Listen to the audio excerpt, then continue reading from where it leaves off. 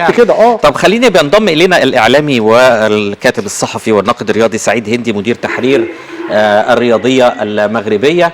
تحياتي ليك الاعلامي سعيد هندي، وتريليون مبروك للمغرب الشقيق. مرحبا بك صديقي مرسي، مرحبا بك.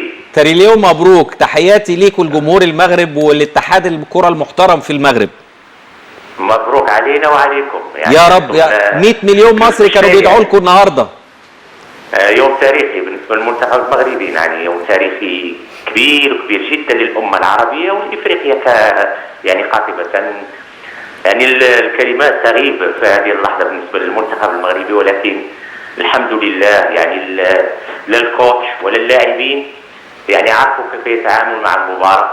يعني فريق الاسباني فريق قوي، نعم طبعا، تركوا له مساحات الملعب، ولكن عرفوا كيف يتعاملوا مع المباراه. طب انت بتتكلم في مصنف اول، يعني كان متوقع الحصول على اللقب يعني. والله اسبانيا كانت من المرشحين يعني للفوز باللقب، المنتخبات المرشحه يعني صحيح، كانت انهزمت. نعم، من المنتخبات المرشحه لفوز كاس العالم. صحيح. وبلجيكا كذلك. صحيح. يعني نعم. طيب قول لي، انقل لي كده يا استاذ سعيد، الشارع المغربي عامل ازاي دلوقتي؟ احنا عايزين نعمل لكم افراح والله على الهوا، ونشغل اغاني انجاز تاريخي لكل العرب. انا دخلت الان للبيت، ولكن الشارع يعني جميع الشوارع مملوءه، وننتظر يعني ساعات ان شاء الله سوف تكون الشوارع مملوءه في يعني الدول العربيه كذلك. يعني سوف نشاهد جماهير مصر يعني ان شاء الله خارجه يعني تستند المنتخب المغربي، ولكن المغرب الان يعني سوف يسهرون الى الصبح ان شاء الله. ان شاء الله. يمكن انتوا تخطيتوا التاريخ كله، كان بيكتب عن جيل 86، دلوقتي خلاص الجيل الحالي هو الجيل الوحيد الذي وصل الى دور الثمانية في كأس العالم في تاريخ النسخ العالمية. ونتمنى نكون اول فريق افريقي وعربي يوصل للنصف النهائي ان شاء الله. امين يا رب. لا انا عايزكم ان شاء الله توصلوا النهائي يا رب. يعني الان نحن تعادلنا مع الكاميرون ومع غانا، وننتظر اننا نزيد. يعني هذا ليس تحدي، ولكن اعطاء اشعاع للدول العربيه والدول الافريقيه اننا قادرين على يعني مقارعه جميع الدول الاوروبيه والامريكيه، لان لدينا الان خاصه المغرب عنده جيل يمكن هذه هي لحظه الاستثمار ديالو ولحظه التحقيق به كل شيء. نعم. ويعني ولا ننسى دور المدرب الركراكي، يعني المدرب الشاب، يعني بدأ التدريب في مدرب محترم، ما عندوش مسيره كبيره ايوه، ولكن استطاع ان يخلق له اسم، واستطاع ان يعني حتى قرب سن مع اللاعبين يعني سهل عليه المامورين. نعم. تتمنى تقابل مين في المباراه المقبله، البرتغال ام سويسرا؟ والله طرح علي نفس السؤال من الاذاعه الوطنيه يعني قبل المباراه البرتغال، فقلت نحن نهاب اي فريق، اللهم يعني لك كل الحمد. فريق وعنده يعني القراءه ديالو بالنسبه للوليد الركراكي، يعني كيقرا الفريق وله الان الوقت الكافي انه سوف يشاهد المباراه بين سويسرا والبرتغال، والكل كما كنقولوا بالمغربيه اللي جابوا الله مرحبا به. شايف ازاي الطريقه التي انتهجها الركراكي؟ يعني نرى ان اقوى الفرق دفاعيا هو المنتخب المغربي مع المنتخب الهولندي، هل سيستمر الركراكي على هذا المنوال؟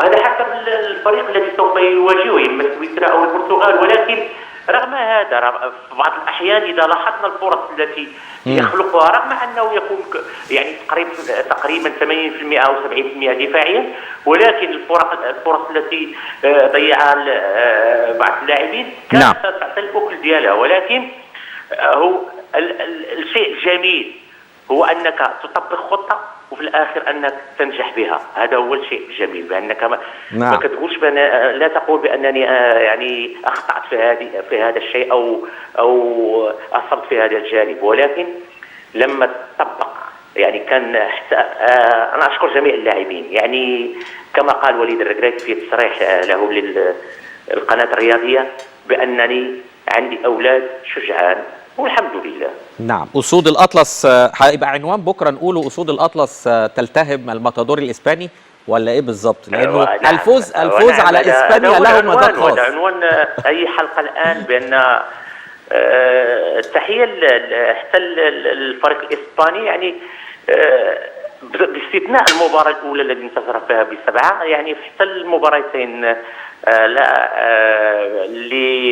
امام الجابون، امام الفريق الاخر لم يكن وامام المانيا لم يكن في المستوى العالي. يعني كاين ابتلاء في الكره، ولكن يعني خلق الفرص الحقيقيه تغيب على الفريق الاسباني. نعم. هل سنرى احد المدربين العرب ومنهم الرجراجي، يعني بعد الوصول الى هذه المرحله في كاس العالم، هل سنرى هذا المدرب يدرب فرق من التصنيف الاول في اوروبا؟ لانه المدرب العربي مظلوم جدا في مساله التدريب في قاره اوروبا. الرجراجي مع المنتخب المغربي وسيبقى مع المنتخب المغربي ان شاء الله.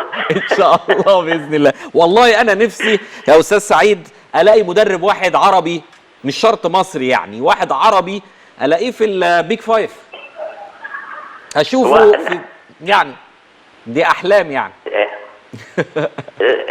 هذا اشكال، يعني لنا لاعبين يعني جيدين لا في مصر ولا في جميع الدول العربيه. صحيح. لما تتاح الفرصه وتعطي فرصه للاعبين شباب هنا مثلا، لا ننسى دابا، لا ننسى المدرب الكبير شحات ماذا فعل مع المنتخب المصري. نعم. يعني هناك مدربين كبار دربوا المنتخب المصري. كان يعني في السابق تقريبا كان لا يعتمد على المدربين الاجانب، كان كل الاطر التي تشرف على المنتخب المصري كانت تقريبا من ابناء البلد. ونتمنى تكون هذه هي فرصه، ويكون يا رب فرصه للدول العربيه الاعتماد على الاطر اللي كيكون حتى يعني حتى اللغه التي يتحدث بها المدرب تصل يعني سلسه للاعب، يعني ليس هناك نعم.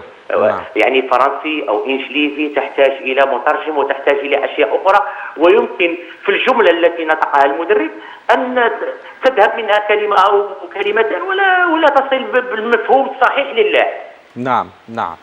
والله تحياتي لحضرتك استاذ سعيد هندي مدير تحرير الرياضيه المغربيه، وتحياتي لجمهور المغرب العزيز، للمملكه المغربيه اجمع، اسود الاطلس اللي امتعونا كجمهور عربي بكره قدم رائعه، وشرفونا كعرب، وقدروا يوصلوا الفرقه العربيه الوحيده اللي بلت رقنا زي ما بنقول باللهجه المصريه في كاس العالم. فانا بشكرك بنشكر المغرب كلها.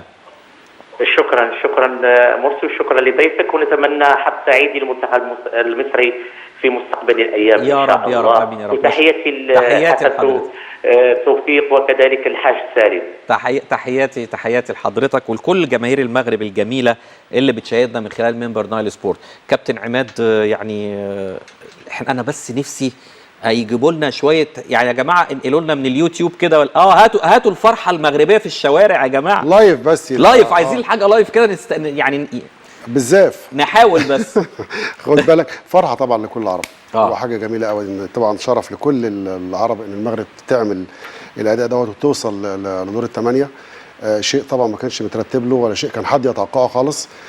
كل المحللين وكل الناس على مستوى العالم كله كانوا فارغين فكره ان طبعا الدوله العربيه انها توصل لكده. يمكن كان في فرق في الدول الافريقيه بيستثنوها عن الدول العربيه انها توصل، يعني كان الكاميرون وغانا والسنغال كانوا بيتكلموا في الفرق دي ان هي دي اللي هتوصل دور الثمانيه، او ممكن دي الفرق اللي تكمل. لا، اتعكست الامور، واللي قال لنا دوله عربيه، تونس كانت قريبه قوي من الحكايه ديت، السعوديه قدمت بشرف ماتشين من اعلى مستوى. كل دي طبعا بتضاف للدول العربيه وبتقول للعالم كله ان في دول منظمه، دول عندها لعيبه على اعلى مستوى، ما بقاش الدوري عندهم مستقر، عندهم رابطه محترفين صحيحه، عندهم اجواء في الدوري بتاعهم، ما بقاش فيه الهيبه كمان بتاعت زمان من اللعيبه للعيبه نفسها. ده ما تفهمش مين اللي بيصنعه بقى، هل المدرب اللي بيصنعه ولا اللعيب جواه نفسه هو دوت؟ لان احنا عندنا ما زالت عندنا الرهبه دي، عندنا الرهبه اللي لما بيجي يلعب فرقه كبيره بتحس ان انت فيك عندك انكماش. انا بقى لي شهر شغال في الموضوع ده نفسيا، بقول انه العقل العربي الجمعي، العقل العربي الجمعي انهزامي بطبيعته امام الكبار. بالظبط، على طول هو داخل الماتش انا منهزم. ما هو الكلام، بس خد بالك يا كابتن محمد، في واحد بيبقى عنده العنصر دوت عالي قوي قوي، راجل مثقف وراجل دارس جوه المنظومه بتاعه الفرقه، ده اللي بيساعد يشوف اللعيب اللي نفسيا. في لاعب تبقى كويسه في التمرين او في الماتشات الخارجيه، يجي مع المنتخب تلاقيه نزل. في راجل بقى قاعد لدوت العامل النفسي ان هو يعليه يقول له لا انت عارف انت في ايه؟ انت مش انت جاري الماتش اللي فات 8 كيلو، النهارده جاري 6 كيلو. في ايه؟ في حاجه مش مظبوطه، انت اعلى من كده، انت قد الناس دي كلها. في راجل فكره العامل اللي هو سيكولوجي جوه الفرقه بيعالج ال 18 او ال 20 او 25 لعيب اللي جوه الاتحاد اللي جوه المنتخب. دي امور كلها المفروض نبقى احنا عندنا درايه بيها. اللجان موجوده داخل الاتحادات، الاتحاد المصري لازم نجيبها من بره. ايه اللي ناقصنا؟ في لجان كتير مش عندنا موجوده بس لا تفعل. دي كلها اللي عامله لنا دروبات برضه في مستوانا قليل. طب خلينا نتكلم عن ما هي الدروس المستفاده من مونديال قطر 2022، خاصه انه يمكن كانت رساله مبعوثه من كابتن المعلم حسن شحاته من هناك من قطر من الدوحه، وقال اتمنى انه اللعيبه والمدربين يكونوا استفادوا من المونديال من كل الطرق الجديده وقبل طبعا اللعيبه والمدربين يا رب يكون اتحاد الكره شاف الدوريات القويه ادت لمنتخبات عامله ازاي بعد فاصل قصير. مع احترامنا هنروح لفاصل.